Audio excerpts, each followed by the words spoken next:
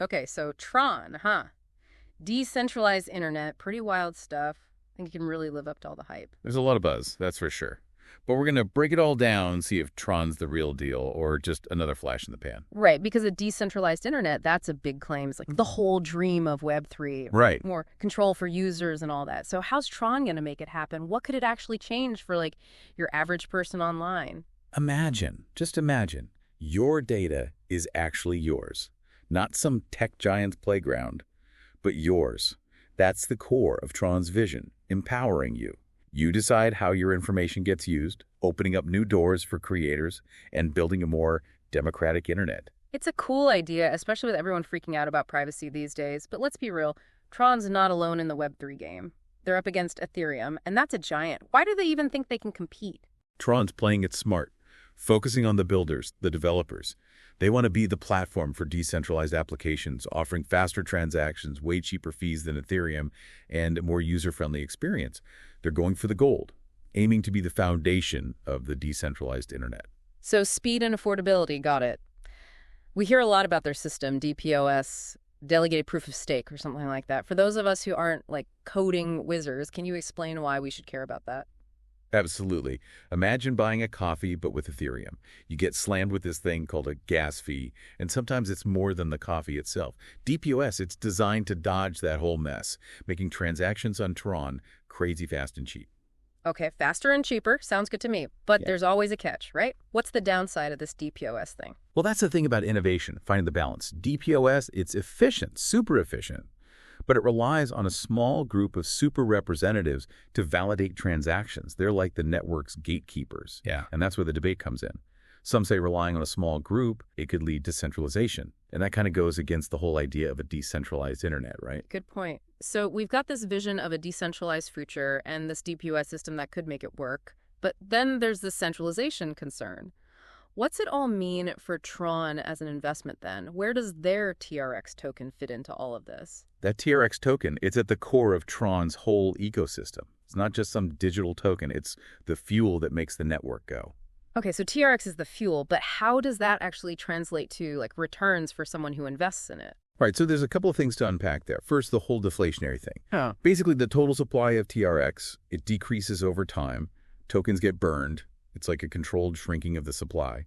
And that can theoretically make the existing TRX more valuable. Kind of like, how a rare stamp becomes more valuable when there are fewer of them out in the world. Makes sense, especially if Tron actually takes off, right? But you were saying earlier that TRX has utility, like it's actually used for stuff. Exactly. This isn't just about speculation, right? TRX is essential to how the whole Tron network works. You need it for transactions, for using those decentralized applications, even for voting on how the network is run. That built-in demand, that's a good sign for its long-term value. So it's like the more people use Tron, the more valuable TRX could become. It reminds me of the early internet days, right? The more websites there were, the more those internet companies were worth. Yeah, that's a great way to think about it. Early adoption, it's everything in these new tech spaces, especially crypto. Now, our research mentioned something about Tron's market cap going up. That sounds like investors are feeling pretty good about it. It does point to some growing confidence, yeah, which is definitely a positive thing. But, and this is a big but, the crypto market, it's a wild ride. Ups and downs, you got to be ready for it all. Just because it's done well in the past doesn't mean it'll stay that way, right? Yeah. Got to factor in the risks. True.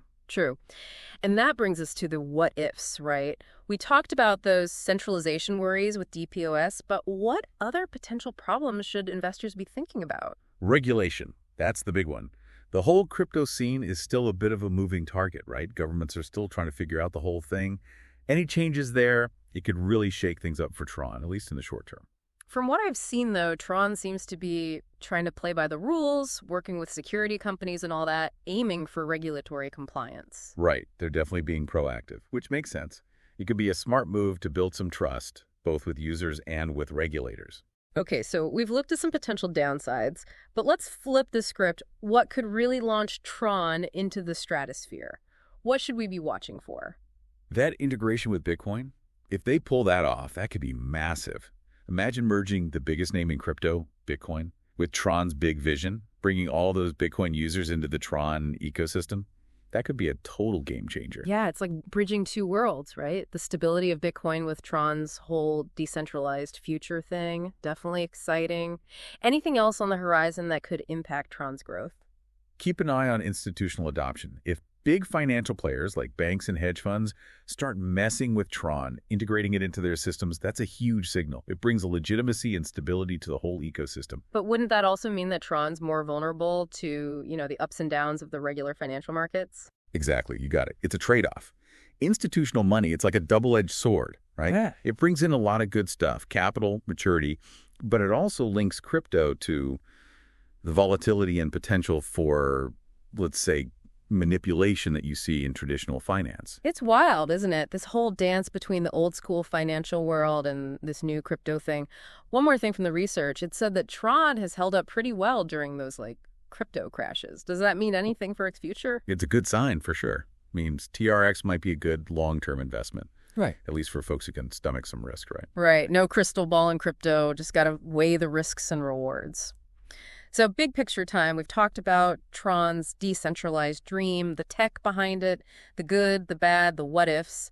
For our listeners out there trying to figure out if Tron belongs in their portfolio, what's the main takeaway? Honestly, it comes down to this. Does Tron fit with your own personal goals and, how much risk you're okay with? It's like finding the right tool for the job, right? Got to make sure it works for you. Exactly. Ask yourself, does Tron's whole vision make sense to me? Can I handle the ups and downs that come with crypto? And will Tron actually help me reach my financial goals, down the line? Big questions, for sure. We've given you the info, the rundown. Now it's up to you to decide what it means for you. And remember, this is just the start, right? Keep digging, keep asking questions, and don't invest anything you can't afford to lose. That's the golden rule. Couldn't agree more. And on that note, we'll leave you with this. We talked about Tron changing the internet, right? But what if it goes beyond that? What if it changes how we see technology altogether, how we connect with each other, even how we see ourselves? Just something to think about. Now that's a question worth exploring. It really is. And that's a wrap on our deep dive into Tron. Until next time, keep exploring, keep those questions coming, and keep diving deeper.